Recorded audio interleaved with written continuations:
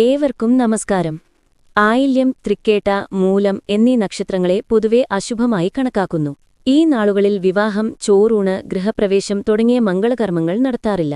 എന്താണിതിന് കാരണമെന്ന് വിശകലനം ചെയ്യാം. ഈ 3 നാളുകളും തീക്ഷ്ണ നക്ഷത്രങ്ങൾ എന്ന് അറിയപ്പെടുന്നു.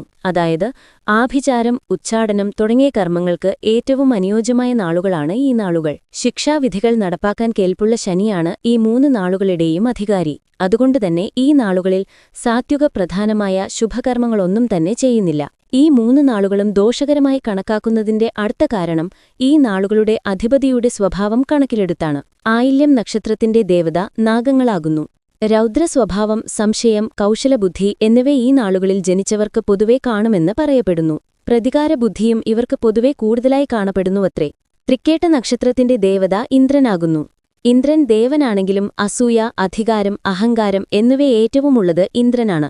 തന്റെ എതിരാളികളെ ഏതു വിധേനയും ഇന്ദ്രൻ തോൽപ്പിക്കുകയും ചെയ്യുന്നു. ഇന്ദ്രന്റെ ഈ സ്വഭാവ സവിശേഷതകൾ, സ്വാർത്ഥചിന്തകൾ, അധികാരം എന്നിവയെല്ലാം തൃക്കേട്ട നക്ഷത്രക്കാരിലും കാണാറുണ്ടെന്നാണ് ജ്യോതിഷഗ്രന്ഥങ്ങൾ പറയുന്നത്. മൂലം നക്ഷത്രത്തിന്റെ അധിപൻ കേതുവാകുന്നു. പാപഗ്രഹങ്ങളിൽ ഏറ്റവും ക്രൂരസ്വഭാവി കേതുവാണ്. സൂര്യചന്ദ്രന്മാരെ പോലും വിഴുങ്ങുവാൻ ശക്തിയുള്ളവൻ.